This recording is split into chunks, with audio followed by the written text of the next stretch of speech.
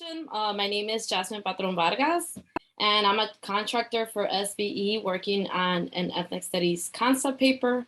And after telling Randy about my own research or dissertation research on K through 12 ethnic studies implementation, I was invited to come and share a thing or two with you all. And although we're going to be leaving the questions at the end, feel free to use the chat to comment or raise any questions. So before diving into some of my own research, I wanted to briefly bring your attention to the latest legislation on ethnic studies in Washington. According to the legislation, ethnic studies materials and resources shall be made available for grades K through 12 in the fall of this year. The materials that become available will be encouraged to be taught in K through 12. So as we continue with this presentation, I encourage you all to that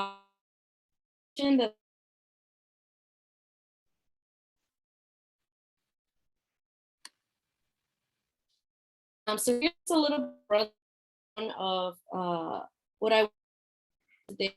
As I mentioned, I will be covering some of my own research. For those of you that do not know already, I'm again currently a PhD candidate at Michigan State.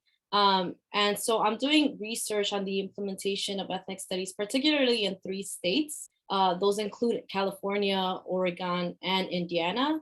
To begin, I'm going to be reviewing current definitions on ethnic studies in these 3 states in particular. And reviewing some literature on the impact of ethnic studies on students. Third, I will implement studies. And in closing, I would like for us to have a collective, to engage in a conversation as a collective about any lingering questions or ideas that you, Peter, we're gonna say something. So, Okay. Jasmin, we're having some internet issues. You're going in and out. Is it possible to screen share without having your camera on? That might help. I don't know if it is. Yes. Now Can you hear me better? Well, the problem is it's going in and out. So why don't you continue? No. I'm sorry, but we've no, had it's several. Okay. I'm not sure what's going on. Are you able to hear me? Hear me well now? I can hear you. Okay, perfect. Okay, That's so better, I'm just gonna leave my camera on and just bear with me. Thank you. Thank you for bringing that to my attention.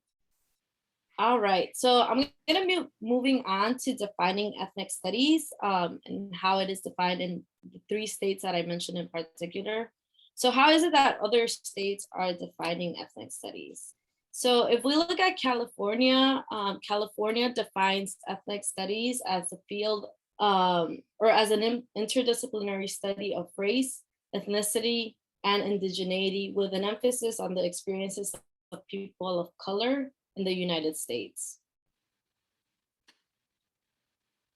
Now, in the state of Indiana, ethnic studies is defined as the study of ethnic and racial groups, and it is offered as a semester elective course in high school. In the state of Oregon, ethnic studies means the instruction for public school students in K through 12 in regards specifically to the histories, contributions, and perspectives of ethnic minorities and social minorities.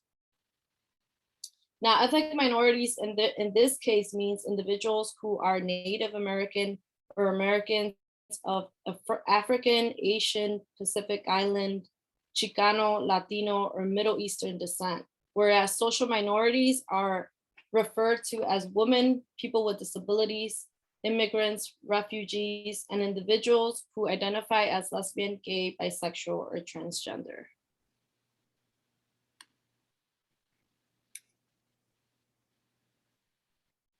So now I would like to talk a little bit about what are some common misconceptions around ethnic studies.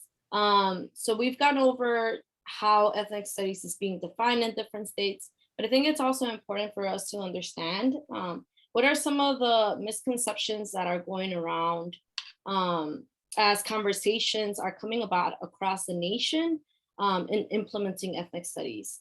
So one of the most common misconceptions of ethnic studies is that it is synonymous with culturally responsive teaching. Although CRP or culturally responsive pedagogy is a central or important feature of ethnic studies also draws on other powerful pedagogical tools. Another misconception is that ethnic studies is simply a version of social studies or history. And if we think about ethnic studies advocates and those who have been in the field for a while, they would argue that ethnic studies or the goals and the mission of ethnic studies can actually be woven or integrated across all subjects, thereby making ethnic studies an interdisciplinary field. Next is ethnic studies only focus on race. So an analysis of race, racism, and racialization are integral to ethnic studies. However, ethnic studies accounts for the intersection of other axes such as gender, sexuality, citizenship status, etc. Another common misconception is that ethnic studies is only for students of color. Although ethnic studies centers the experiences of Black, Indigenous, and people of color, in doing so, it supports the students' understanding of systems of oppression. Next is ethnic studies is a remediation program for at-risk youth. And first of all, this statement, I would discourage folks from using deficit terms or deficit language like at-risk youth. But moving away from that, while the scholarship does show outstanding outcomes, as I will talk about later in the presentation, for students enrolled in ethnic studies has broader goals such as empowering students' sense of being, encouraging or promoting collective empowerment. And then finally, which this could be related as ethnic studies is trying to be made in a graduation requirement in Washington, is the idea that if adopted as graduation requirements, students may not want ethnic studies. I think the issue with this misconception is that it already assumes that students do not want ethnic studies. And if we look at the principles of ethnic studies, it actually puts the needs and the needs of students and communities at the forefront of the project. All right, just checking, is everybody still with me? Am I still sounding clear here? Okay, perfect. So now I'm gonna be moving on to providing you all with an overview of the impact of ethnic studies. That is, what does the literature tell us about the effects of ethnic studies? So to put it in a more simplistic way, I like to describe the literature of ethnic studies as two buckets of research that have been investigated in greater depth. So there's the academic effects of ethnic studies, and then there's the social effects of ethnic studies, particularly for students of color. So if we look at the literature on the social impact of ethnic studies for students of color, 3 key findings stand out. For one, studies show that when students learn from an ethnic studies curriculum, they develop more positive racial and ethnic identities. Second, research shows that students in an ethnic studies course have a better sense of belonging in school and their community. And third, students of color develop positive attitudes toward learning in ethnic studies courses. Now, in terms of the findings on the academic impact of ethnic studies for students of color, research shows that when students of color take an ethnic studies course, their test scores increase, they are more likely to graduate, and they develop better academic skills. For the purpose of the presentation, I'm not gonna be going not so much into depth into specific studies. I really wanted to just highlight what are the key findings that stand out from the literature. At the end of the presentation, there are references available for folks if they want to read more into specific studies. So in terms of the academic in terms of the benefits of ethnic studies for non-BIPOC students, unfortunately, there's not a lot of substantial data on K through 12 ethnic studies. However, there is an established line of research that of college research that exists that has looked at the effects of diversity courses, which include ethnic studies. So the most outstanding finding here from this research shows that when white students in particular are exposed to these courses, they develop more positive racial attitudes and perceptions. The results are even more significant when cross-cultural content occurs between students in the classroom.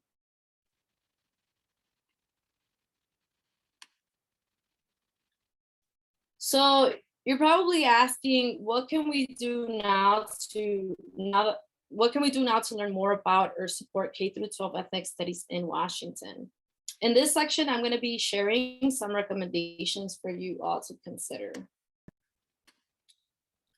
So first and foremost, I would encourage you all to become more informed and well-versed in the purpose and impact of ethnic studies. So I know that you all, my understanding, most, if not all of you all underwent the training from ethnic studies now, which I think that's a great step in becoming more familiar with ethnic studies.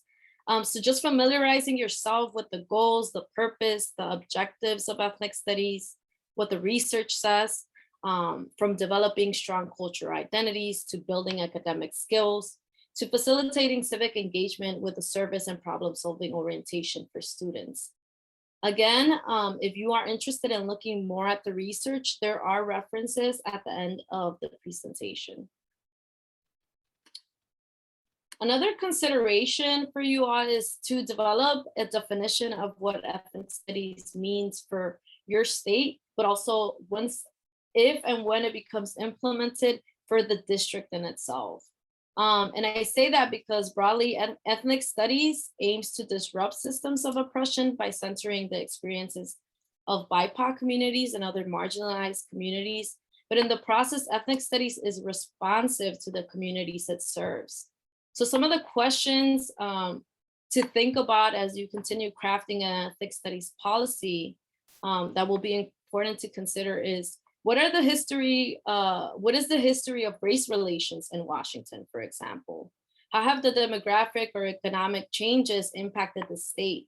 Again, the purpose is to understand how can ethnic studies be responsive to the specific communities that it's gonna serve. Next is to develop a clear funding model. And I don't have all of the answers for these. I would say that it's not necessarily an area of my expertise in terms of how to develop a funding model. But what I will say that I have found is that several policy initiatives have been mandated with little funding, thereby decreasing the chances of the reform to succeed.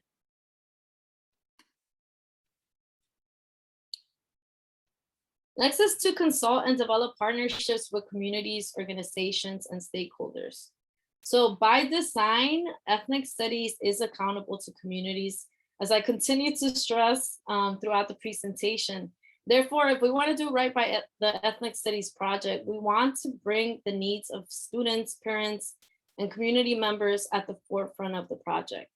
This also includes working with tribal nations and organizations in the state, having conversations with stakeholders, such as board members, will also be key in building momentum and support for ethnic studies.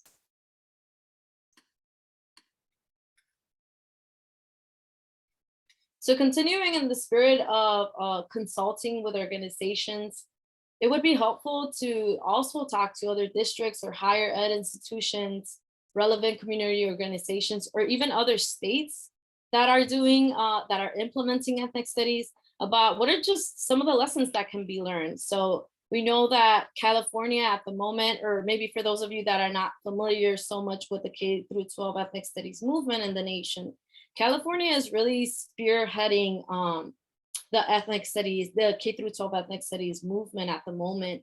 And so they have already implemented a model curriculum as of April of this year. And they actually have held a lot of public open sessions with community members and stakeholders. So I think it would be important, or it would be helpful to talk to other folks across the nation or other districts, or even consulting higher ed institutions. Next here is developing a strategic plan for implementation. This can include an initial pilot that will enable the district to gather data about what works and what doesn't work about the new program. This could be once it's implemented, or perhaps another option is to pilot an existing course that is taught using an ethnic studies lens. So during the piloting, longitudinal data can be collected to assess the effectiveness of the pilot course. And also student feedback can be gathered to see how it is that students respond, for example, to the ethnic studies materials that are going to be made sometime this fall.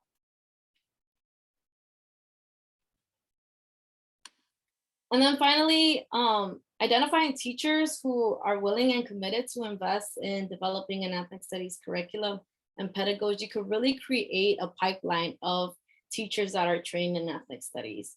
I think one of the biggest things that I looked at in my research and that I'm more so interested is really how can we support ethnic studies teachers to teach ethnic studies.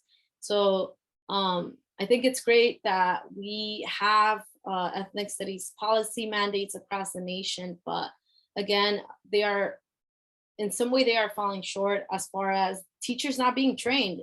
We have the mandate. However, we don't have teachers who have the background in ethnic studies methods. So I think it's going to be really important, again, to develop those partnerships with organizations like Ethnic Studies Now to prepare a pipeline of teachers, of ethnic studies teachers. So I want to thank you all so much for hearing me out on some of my own dissertation data. But also, I really hope that you find this really helpful as you continue to craft ethnic studies in the state of Washington.